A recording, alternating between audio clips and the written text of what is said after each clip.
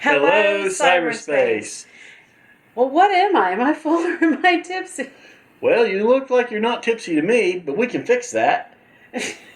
I guess we'll discuss that later. I know it's been a while since we've been up. It's just been the way it is. It's been interesting for the last while. So now that they're little and running around at times, fortunately asleep now. So it stays that way.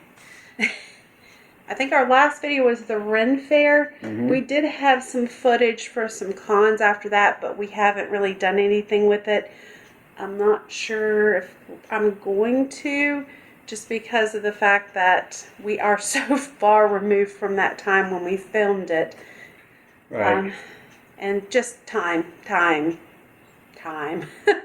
Even before Tidbit came along, the time just never was there. Yeah, I mean, it got less and less. And then after Tidbit was born, it's been different. Yes, but it's been a joy. You have to admit. Well, yeah, I admit we lucked out with Tidbit. We got a good one.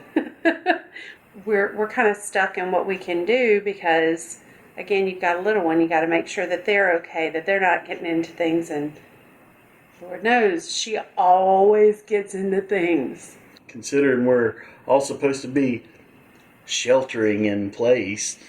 Well, no, we're not sheltering in place. I think I need to go somewhere.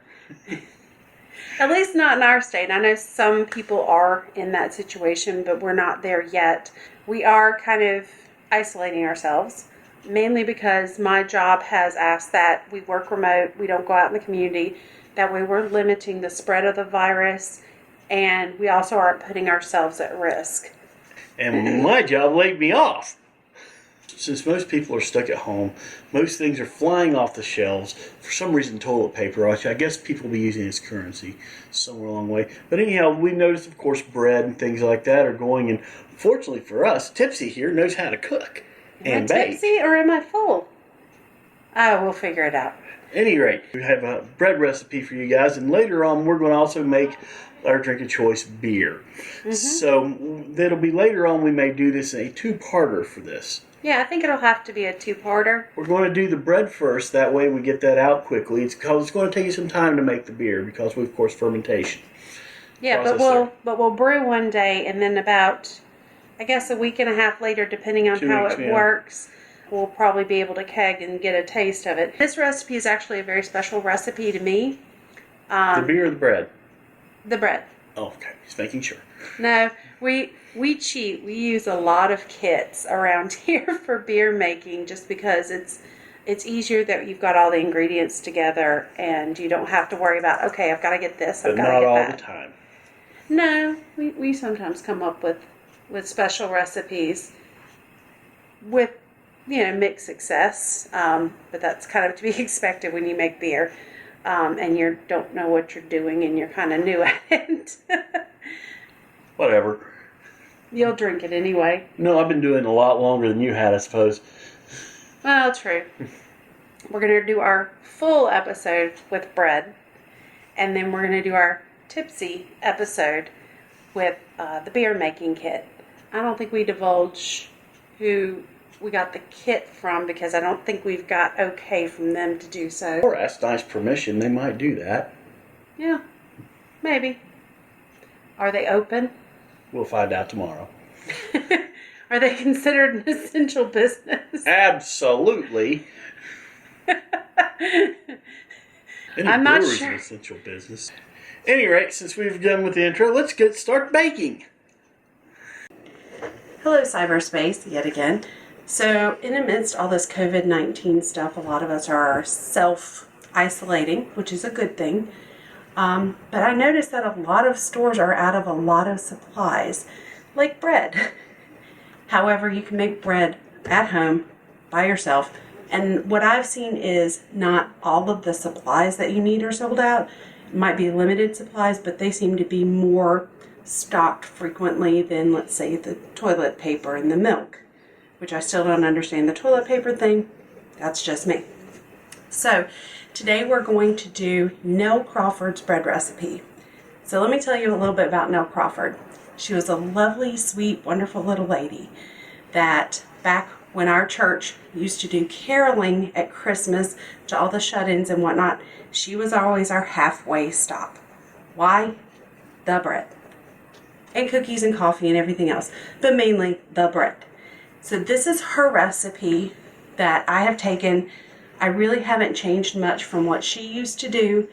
I also use this to make rolls, and we will kind of go over that procedure in a little bit.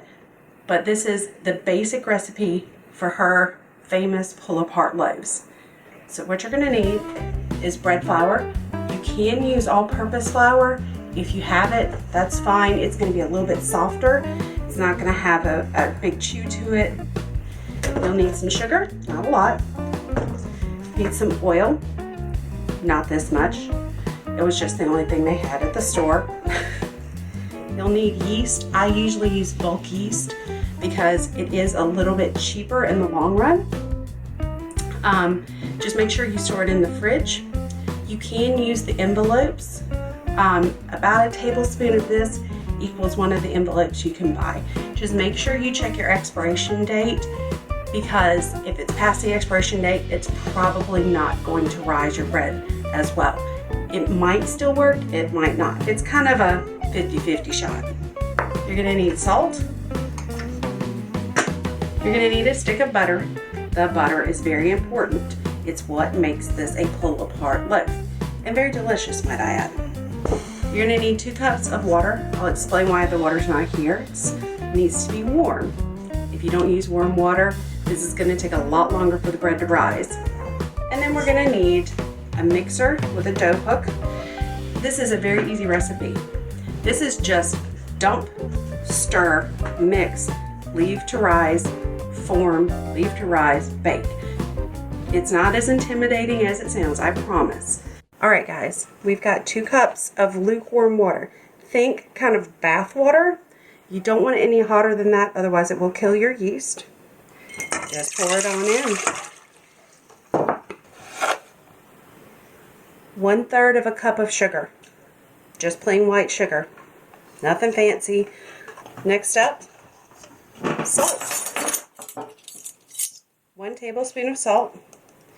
I use kosher salt. Again, like I was saying, this is bulk yeast, so I'm going to use about a tablespoon. If you get a little bit more, it may rise a little faster. If you don't get enough, it's going to take longer in the rise. Just sprinkle all that on top. The salt in the water is not going to kill the yeast at this time, but it will inhibit the yeast growth as it goes on, so your bread doesn't go in just a couple of minutes.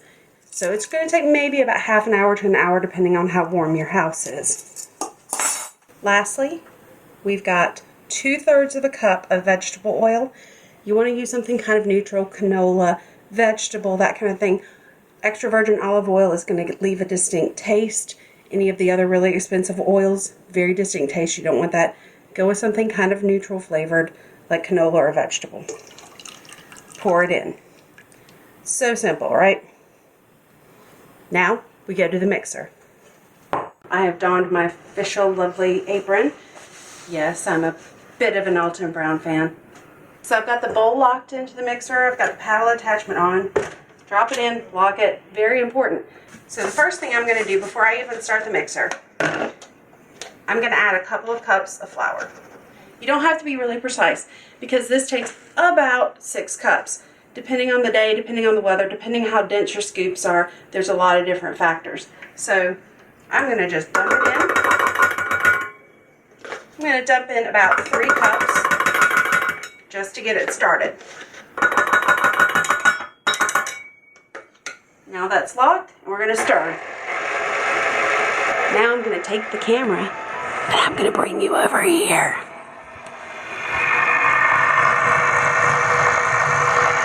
It's going to take some time for the flour to get worked in off the side, because the flour does tend to stick there, but eventually that dough in there will get sticky enough, it'll pull it right off the sides, no problems. So as it's stirring, you want to kind of keep it on a low stir. You're going to just gently add in some more flour. Approximately 4 cups. Now we're on the approximate 5. Do this slow. If you don't, you will dust your kitchen in white and find flour in places you never expected.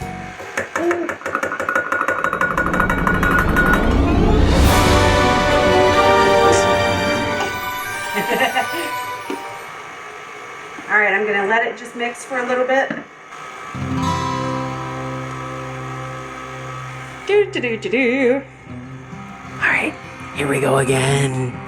All right, so there it is. As you see, it's kind of sticking to the side down at the bottom. We don't want that. We want it to kind of come clean. So we're gonna add a little bit more flour. But at this state, if you add in flour, even slow, you have to go extra slow. It will kick the flour out and everything will be white. It's not a good thing. So when I say go slow, you gotta go slow.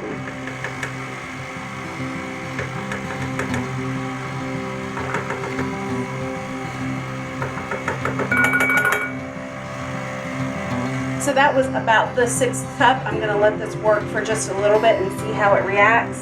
What I want it to do is kind of come away from the sides fairly cleanly. It may stick a little bit, but it's gonna be fairly clean coming off the sides. I can hear the mixture struggling at the slow speed, so I'm gonna bump it up a little bit so it doesn't strain the motor too much. It's starting to stick a little less, but see how it's still sticking at the bottom? That means I gotta add a little bit more flour. All right, so last bit of dough. So I know this loaf is gonna be a little bit tougher than some I make because cutting back and forth, I am stirring this a lot more than I normally would. The more you stir, the more gluten is formed, especially if you have bread flour, because that's higher protein, which means more gluten. This is not gonna be as tender as some of the times that I've made this, but it's still gonna be yummy.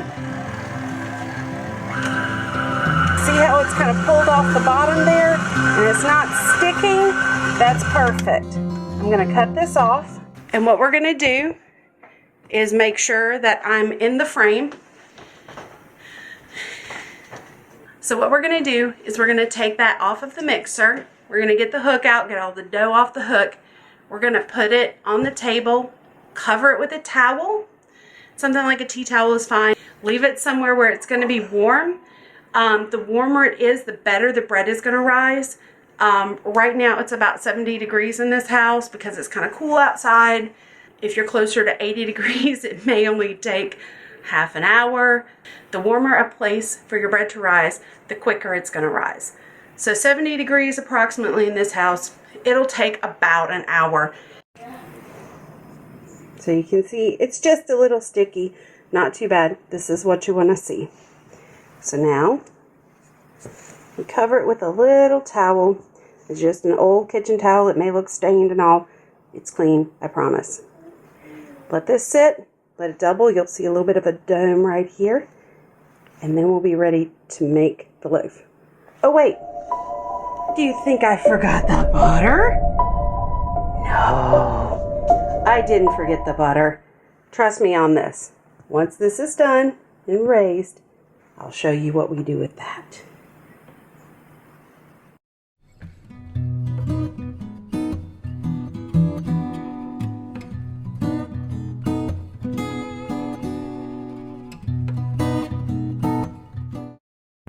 So this is what you really want to see. It's got a nice little dome and cover.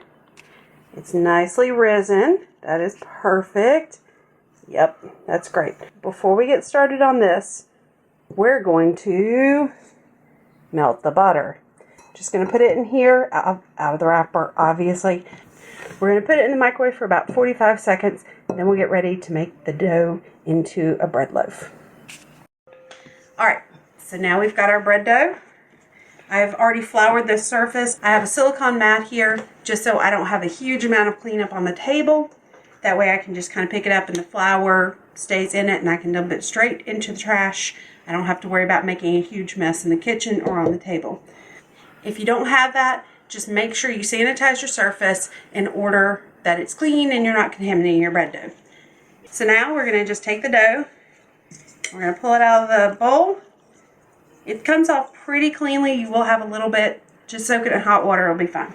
Now with this, I'm just going to very gently work the dough just to kind of redistribute everything. Not too much. I don't want to make it a very tough bread. And now, here's where we do math. I'm going to be showing you 2 ways to make this today. One will be a pull-apart loaf, and the other will be rolls. First thing you're going to do is bifurcate the bread dough. Yeah, just cut it in half.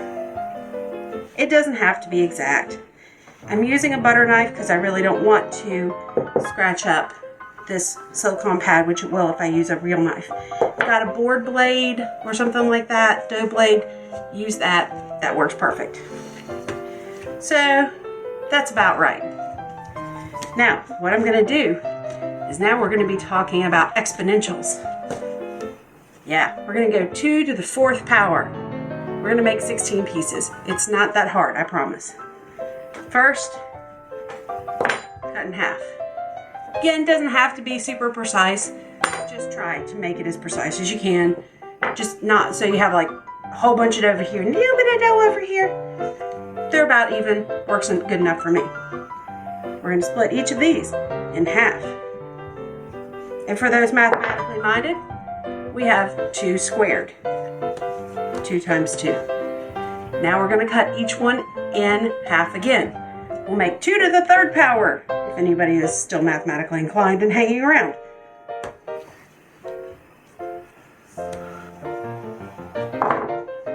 Now, one more split. That way we're going to get 2 to the 4th power, or 16 pieces. Again, not super precise. Get them kind of about the same size. It's not going to matter that much when it's all said and done, I promise. Alright, now we're going to take one of our little dough balls. We're going to kind of get it out to a snake shape. How long? Well, how wide is your loaf pan? I want to get it a little bit wider than the loaf pan. Not by much. Yeah, that'll work. And then, your lovely butter, take and dunk. Let it drip a little bit. Put it in the pan. So we're going to just repeat that 16 times. Actually, 15, because you've already done the first. What the butter does is it coats the bread dough itself, so when it bakes, not only is every piece pre-buttered, it also pulls apart from itself. It is a wonderful little process.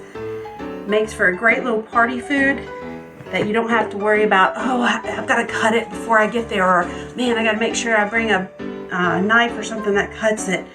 Nope, you just make it ahead, you pull it out of the pan, and it will be able to be separated all on its own.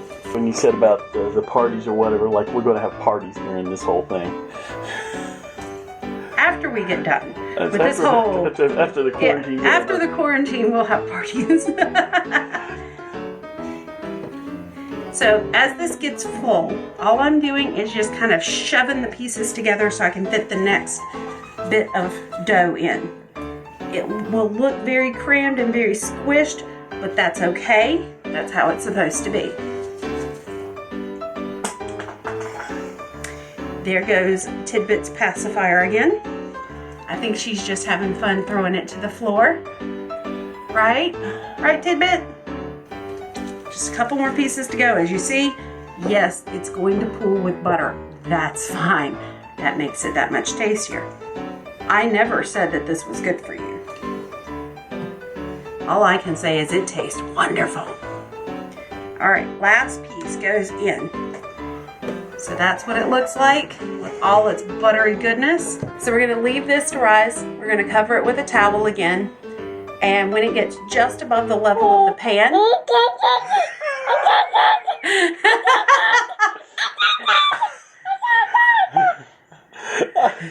can't do it. I going out too hard.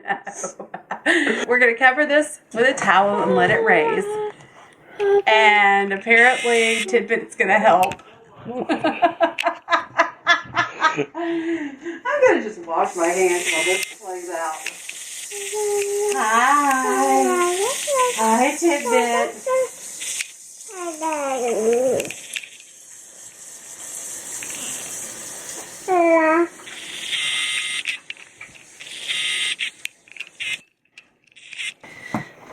So we're going to take this and just cover it with a tea towel. Whenever it's just above the level of the pan, so just a little.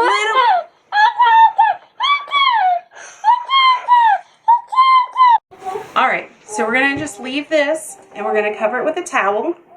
Again, when this is just barely raised up, then it'll be ready to bake. So, first thing we've got to do with making rolls is you got to spray the pan. We didn't spray the pan with the other one because it's got so much butter, there's no way it's going to stick. This one will. So we've taken our remainder of our dough and split it in half. And again, we're just going to kind of cut it into sections. So these pans will hold 9 rolls. So this is where the fun part comes in. You just kind of got to eyeball it. I usually start off with 8 pieces and try to make them into 9. If you want to bust out a scale and get them exactly precise, good on you, not my thing.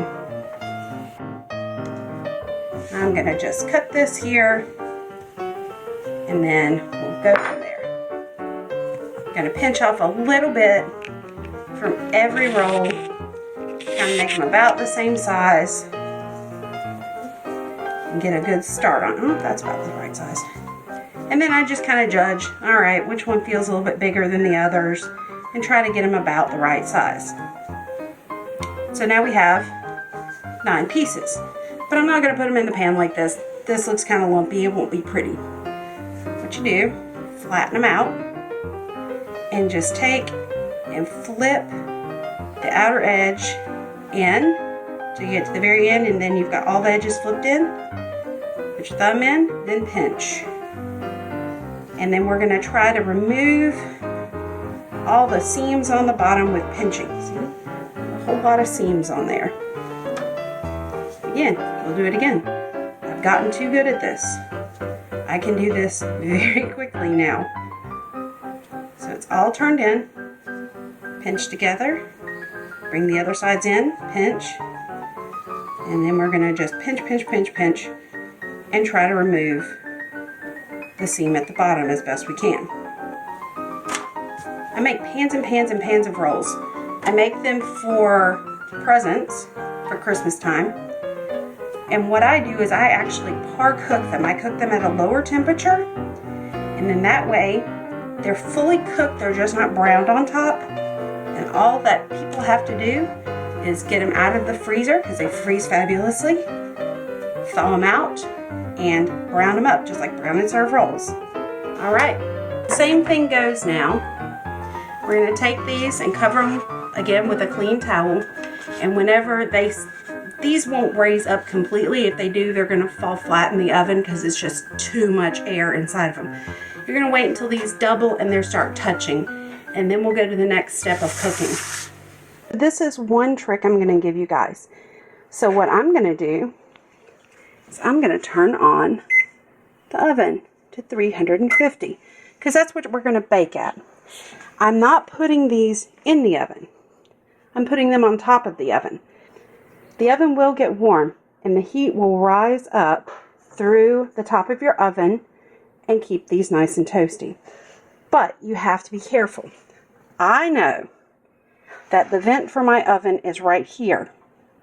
Some ovens will have it underneath the small burner. Some will have it in different places. Make sure you don't put these right in front of the vent or on the vent. The reason is you will literally cook your dough. It will not rise, it will just cook. It will not be pleasant at all. So I'm going to use the heat from the oven to help warm these up. They'll be done a little bit quicker that way. Plus, the oven will be preheated to the right amount, and we will be good to go when it's time.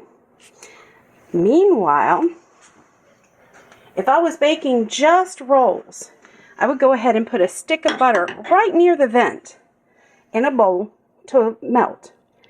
Instead, I'm going to put this melted butter right there to keep it melted, and I'll show you what we're going to do with that in just a bit.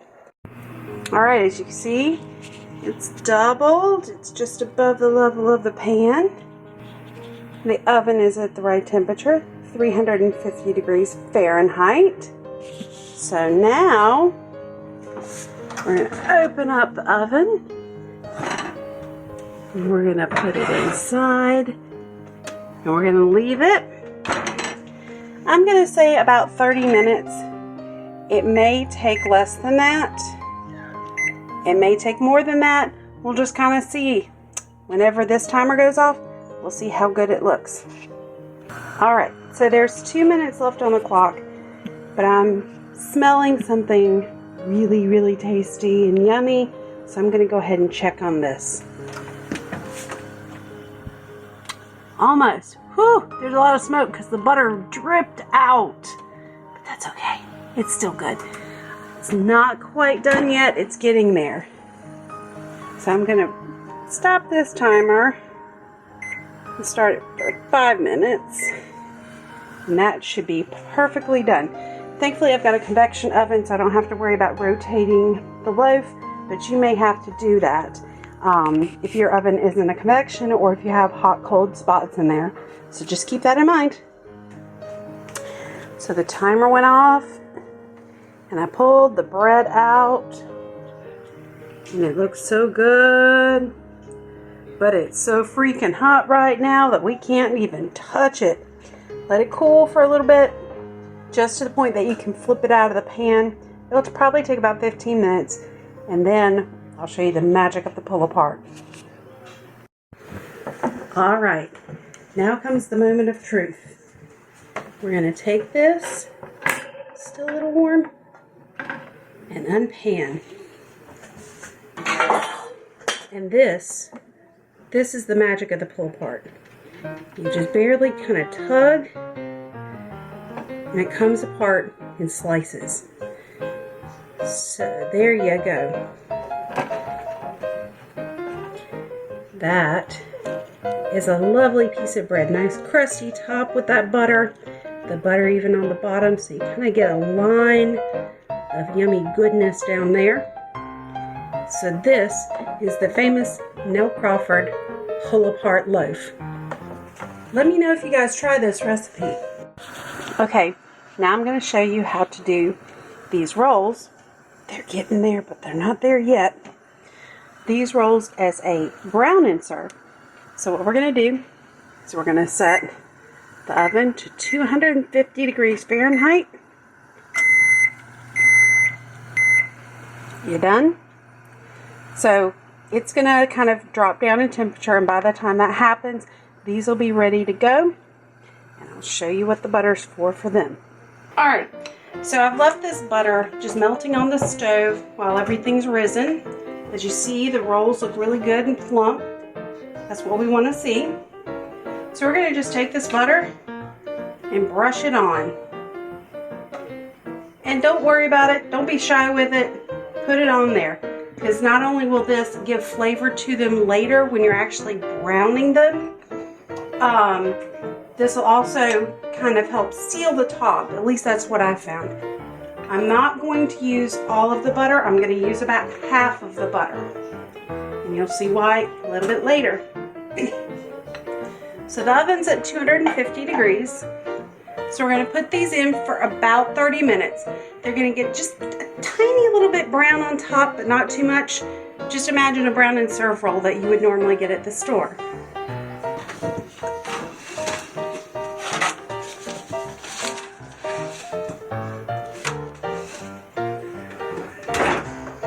And now we wait. Alright, the timer's gone off. Let's see. Oh, they look pretty good. You probably can't tell, but they are just slightly browned on top. Very, very pale. But the biggest thing is, they're set. They feel like a done roll. Alright, so just out of the oven, you take the remainder of your melted butter and brush on the top. It will sizzle a little bit. That's a good thing. So you're just going to paint it on, be liberal. Basically, if you have 4 pans of rolls, you want to use a full stick of butter to butter these rolls. So like half a stick before, half a stick after. This is something that I came up with a couple of years ago. And people say, oh my gosh, your rolls are so good, so good. I can't make them like you, even though I've given them the same recipe I've given you. This is the reason, I bet. And for you who are vegan, I'm sorry. I wish I could help you, but there's no real good substitute for butter in this case. At least that I know of. If there is, let me know.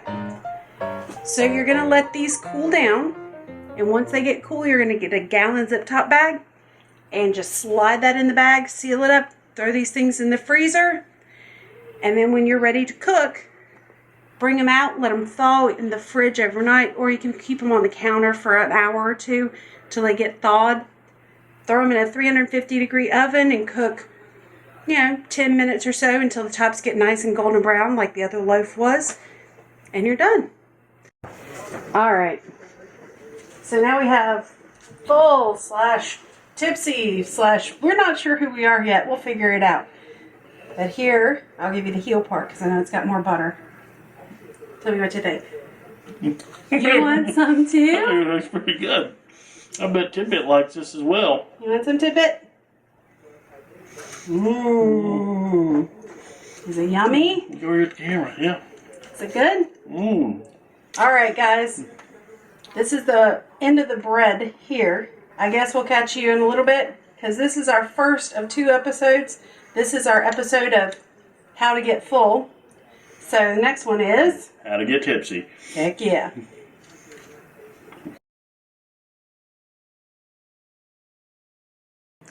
This is what remains 6 hours later of the bread. If you have any doubts if the pull-apart bread is really that good, I mean, there's like a crumb. Another crumb. Seriously, it only took 6 hours for this to disappear, and I think I only had 2 pieces, so yeah, it's pretty popular in this house.